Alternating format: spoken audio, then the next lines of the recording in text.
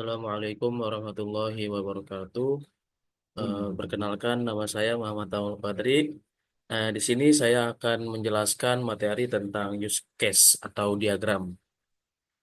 Pertama-tama di sini ada biodata saya, yaitu saya sendiri Muhammad Taul Fadri dengan NIM 230500024, kelas AM 2305D Malam. Dan sekarang yaitu tentang mata kuliah desain dan pemrograman berorientasi objek.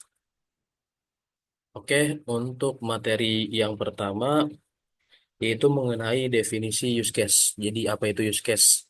Jadi use case itu sebuah diagram dan sebuah penggambaran dari interaksi pengguna dengan sistem yang menunjukkan hubungan antara pengguna dengan sistem. Use case diagram itu sendiri bisa direpresentasikan dengan urutan langkah yang sederhana sehingga mudah untuk dibaca. Jadi mungkin nggak beda jauh dengan sebelumnya itu flowchart, tapi di sini use case itu apa ya menjelaskan mengenai langkah-langkah yang menggunakan mungkin menambahkan aktor pada diagram alir nantinya. Selanjutnya itu fungsi use case itu sendiri. Yang pertama yaitu untuk memperlihatkan urutan aktivitas proses dalam sebuah sistem. Maksudnya apa? Jadi eh, fungsinya itu use case ini tuh mampu memperkenalkan fase awal di mana setiap kegiatan proses dalam sistem yang dikembangkan. Hal tersebut dapat memudahkan pengembang dalam menentukan kebutuhan yang sesuai dengan perangkat lunak dan pengguna. Dan yang kedua yaitu menggambarkan bisnis proses dalam sistem. Nah, bisnisnya apa aja bebas. Jadi kayak kita tuh mengurutkan dari segala apapun yang kita lakukan, entah kita ingin eh, apa namanya melakukan pembayaran ataupun yang lainnya gitu. Bahkan dalam bisnis proses ini, use case mampu menggambarkan urutan proses bisnis secara lebih jelas dan transparan untuk mencegah terjadinya kesalahan pada sistem yang akan nantinya dibangun.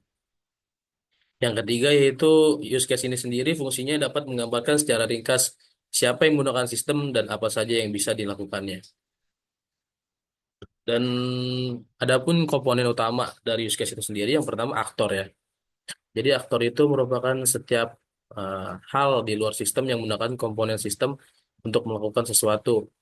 Aktor itu sendiri bisa dapat berupa manusia, perangkat, atau bahkan sistem tersebut yang menjadi peranan dalam keberhasilan sebuah operasi dalam sistem yang dibangun.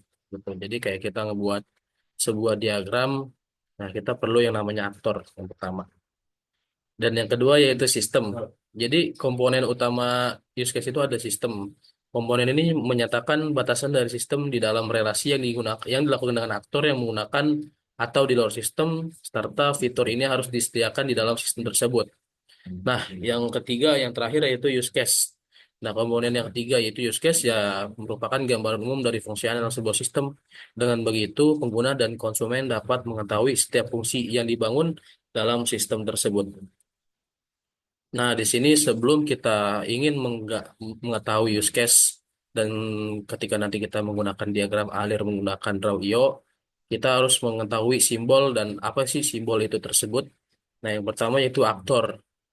Jadi aktor itu sendiri yaitu mewakili peran orang. Jadi nggak hanya manusia saja ya bisa sistem atau yang lain. Yang di luar sistem tuh yang di luar sistem tuh bisa. Dan yang kedua yaitu use case yang bersimbol seperti bulat. Jadi kayak keterangannya itu abstraksi dan interaksi antara sistem dan aktor. Dan yang panah itu namanya association. Jadi sebuah abstraksi dari penghubung antara aktor dengan use case.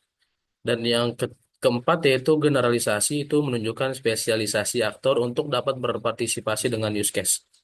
Nah, yang panah ke kiri yaitu include, jadi kayak menunjukkan bahwa suatu use case seluruhnya merupakan fungsionalitas dari use case lainnya. Dan extend itu sendiri menunjukkan bahwa suatu use case merupakan tambahan fungsional dari use case lainnya jika suatu kondisi terpenuhi. Nah, di sini saya mengambil contoh use case tentang pembayaran OVO yang referensinya ya saya ambil dari Google.